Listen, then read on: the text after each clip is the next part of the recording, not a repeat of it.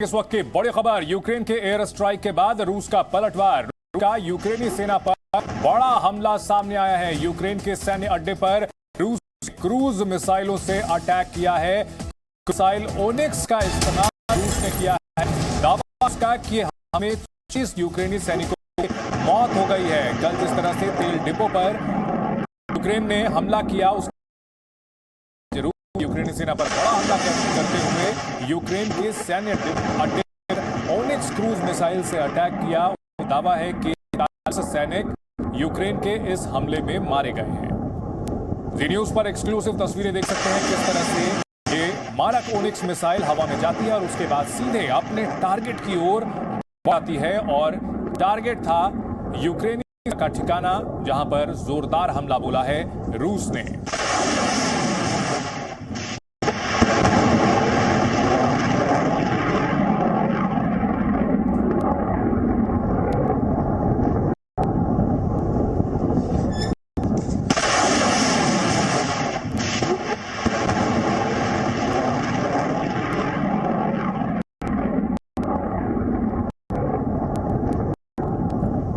महायुद्ध का 38वां दिन है और रूस में नुकसान हो रहा है। रूसी हमले की अलग अलग तस्वीरें सामने आ रही हैं। कीव पर कब्जे के लिए आमने सामने की लड़ाई और तेज होती जा रही है। कल यूक्रेन ने एयर स्ट्राइक जो की थी वो आप देख सकते हैं तस्वीरों में, और रूस के ठिकानों पर जिस तरह से हमला बोला, उसके बाद अब रूस ने जबरदस्त पलटवार किया है।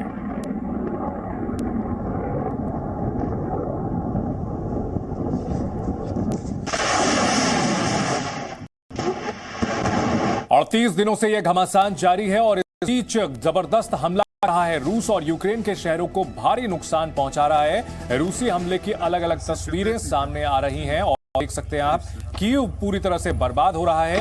यूक्रेन में रूसी सेना के हमले तेज होते जा रहे हैं। माइकोलेव में भी रूस बमबारी की है। वहीं चुगुईव में रूसी से भारी तबाही देखने को मिली है। अलग अलग तस्वीर, 4 तस्वीरों के जरिए लड़ाई का क्या अंजाम हो रहा है, यूक्रेन को क्या खामियाजा उठाना पड़ रहा है, वो आपको हम दिखा रहे हैं तस्वीरों के जरिए। इस वक्त की एक और बड़ी खबर आपको बता दें, रूस ने यूक्रेन के रॉकेट सिस्टम तबाह कर दिए हैं। यूक्रेन के अजोस्ताल पर बड़ा हमला किया गया है। रूसी रक्षा मंत्रालय ने वीडियो जारी किया है इसका, किस तरह से यूक्रेन के मल्टीपल रॉकेट लॉन्चर सिस्टम को बर्बाद कर दिया है। रूस की तरफ से अजोस्ताल में ये रॉकेट सिस्टम था जिस पर रूस ने अटैक किया और उसे पूरी तरह से बर्बाद कर दिया। यूक्रेन जो कि से लगातार रूस का मुकाबला कर रहा है और कल उसने रूसी सीमा में एक ऑयल डिपो को निशाना बनाया और इसके बाद रूस भड़क गया है और जबरदस्त तरीके से अटैक कर रहा है। इससे पहले टर्की में दोनों देशों के प्रतिनिधियों की बातचीत के बाद युद्ध के बादल लगने के आसार दिख रहे थे। उधर अमेरिका और रूस के बीच भी तनाव बढ़ चुका है। रूसी बॉर्डर पर दिखे हैं अमेरिकी बमवर्षक विमान। यूक्रेन रूस युद्ध का 38वां दिन है और ऐसे में अमेरिका के जो बमवर्षक विमान हैं वो रूस की सीमा पार जो नेटो देश वहां पर नजर आ रहे हैं और कहीं न कहीं लड़ाई के एस्केलेशन का संकेत है। लड़ाई के और भी ये उठ रहा है कि क्या ये लड़ाई आगे बढ़ेगी। टर्की में जो शांति की उम्मीद जगी थी, क्या वो खारिज हो जाएगी पूरी तरह से। आपको बता दें कि रूस के राष्ट्रपति व्लादिमीर पुतिन और अमेरिका के राष्ट्रपति जो बाइडेन के बीच कहीं ना कहीं सीधा टकराव दिखता है, पर्सनैलिटी क्लैश दिखता है। रूस की सीमा पर अमेरिका के जो बमवर्षक विमान दिखे हैं, बताया जा रहा है कि ये बमवर्षक विमान परमाणु हथियारों से भी लैस थे। दरअसल स्वीडन में घुसपैठ के बाद पुतिन को यह चेतावनी देने की कोशिश की गई है।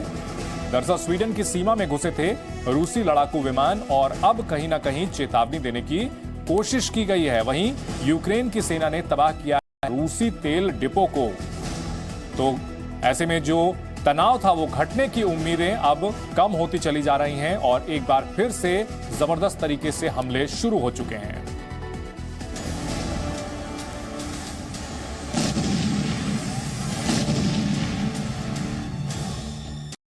पुतिन को बाइडेन की ललकार, रूसी सीमा के पास अमेरिकी न्यूक्लियर बॉम्बर्स। स्वीडन में घुसपैठ के बाद पुतिन को चेतावनी।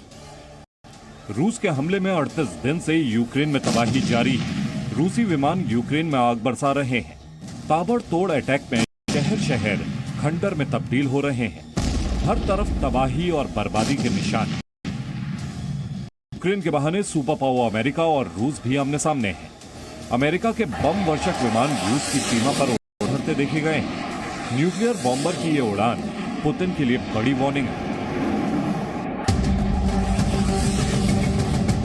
उसके पास अमेरिका के ये आग उगलने वाले विमान ऐसे समय देखे गए हैं जब रूस ने परमाणु हथियारों से लैस बॉम्बर्स को स्वीडन की ओर भेजा। दावा है कि पुतिन के 4 लड़ाकू विमानों ने बाल्टिक के ऊपर गोटलैंड द्वीप की ओर उड़ान भरी। इसमें 2 सुखोई Su-24 बॉम्बर्स और 2 सुखोई Su-27 लड़ाकू विमान शामिल थे। खबरों के मुताबिक बॉम्बर्स परमाणु हथियारों से लैस थे। यूक्रेन युद्ध को देखते हुए एयरफोर्स अलर्ट पर है। स्वीडन नेटो का सदस्य देश नहीं है, लेकिन स्वीडन की सेना कई बार नेटो देशों की सेना के साथ सैन्य मिशन में हिस्सा ले चुकी है। अब स्वीडन में बैठ के लिए जिस तरह से बाइडेन ने पुतिन को आंख दिखाई है, ऐसे में जंग भीषण युद्ध की ओर बढ़ रही है। ब्यूरो रिपोर्ट, जी मीडिया। और युद्ध के बीच जेलेंस्की को लेकर बड़ी खबर आ रही है। बंकर में छिपे हैं वोलोदिमीर जेलेंस्की। यूक्रेन के राष्ट्रपति बंकर में रहकर रणनीति बनाने में लगे हुए हैं। दिन में 22 घंटे युद्ध की प्लानिंग कर रहे हैं। महज 2 घंटे की नींद ले पा रहे हैं जेलेंस्की और बंकर में छिप करके रूस के हमले का मुकाबला करने की रणनीति बना रहे हैं। लड़ाई की जब शुरुआत हुई थी तो जेलेंस्की को बहुत गंभीरता नहीं लिया जा रहा था। एक कमजोर राष्ट्रपति जा रहा था, लेकिन 38 दिन हो चुके हैं और अभी भी यूक्रेन रूस जैसी सुपर पावर के सामने न सिर्फ डटा हुआ है बल्कि अब पलटवार भी कर रहा है और अब बंकर में रह करके लड़ाई की रणनीति बना रहे हैं जेलेंस्की।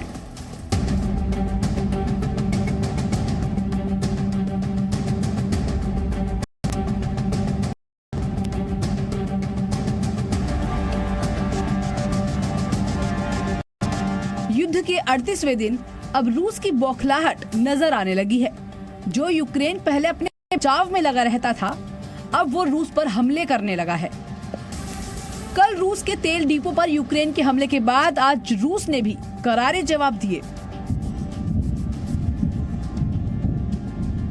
अपने ऊपर हुए हमले के बाद रूस ने आज क्रूज मिसाइल से एक बड़ा हमला किया, जिसमें यूक्रेन का एक बड़ा सैन्य अड्डा पूरी तरह तबाह हो गया। तो वहीं डोनेस्क में भी एक-एक कर भारी गोलीबारी की गई। रूस के बढ़ते हमलों और यूक्रेन की बदली रणनीति के बीच जेलेंस्की को लेकर एक और बड़ा खुलासा सामने आया है। जेलेंस्की रूस के लगातार हमलों के बीच यूक्रेन में ही बने एक बंकर में छिपे हैं और इस बंकर में ही रहकर वो पूरे युद्ध की रणनीति बनाने में लगे हैं। रिपोर्ट्स के मुताबिक जेलेंस्की ने अपने बंकर में ही बॉम्ब भी बनाया है, जहां से पुतिन को मात देने की प्लानिंग की जा रही है। इतना ही नहीं, इस पूरे तनाव के दौरान जेलेंस्की सिर्फ 2 घंटे की ही नींद ले पा रहे हैं, यानी 22 घंटे पुतिन और उसकी सेना के खिलाफ रणनीति बनाने में लगे हैं जेलेंस्की। दुनिया देख रही है कि कैसे यूक्रेन ने रूस की शक्तिशाली सेना का डटकर सामना किया है। एक के बाद एक रूस को करारे जवाब दिए हैं। इसका असर ये है कि युद्ध के 38 दिन बीत जाने के बाद भी रूस को पूरी कामयाबी हाथ नहीं लगी है। जेलेंस्की पहले ही कह चुके हैं कि वो रूस के टारगेट नंबर 1 हैं और साथ ही उनके परिवार को भी जान का खतरा है। यही वजह है कि जेलेंस्की अपने परिवार को भी सुरक्षित जगह पर पहुंचा चुके हैं। खुद जेलेंस्की भी अब मानते हैं कि रूस आक्रामक हो रहा है। На сході нашої країни ситуація залишається вкрай складною. Російських військових наганяють на Донбас, на Харківський напрямок також. Вони готуються до нових потужних ударів. Ми готуємось до ще більш активної оборони. Використовуємо всі можливості, як внутрішні, так і зовнішні. जेलेंस्की की हिम्मत की एक और वजह अमेरिका और पश्चिमी देशों से मिल रही सैन्य मदद भी है।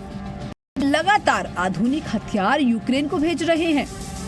इन सब के बीच युद्ध से यूक्रेन के कई बड़े शहर पूरी तरह तबाह हो चुके हैं और रूस लगातार हमले कर रहा है और अब खार्किव की तरफ बढ़ रहा है। Bureau report, ji media. Presenting B News app, available on Google Play and App Store. Download it now.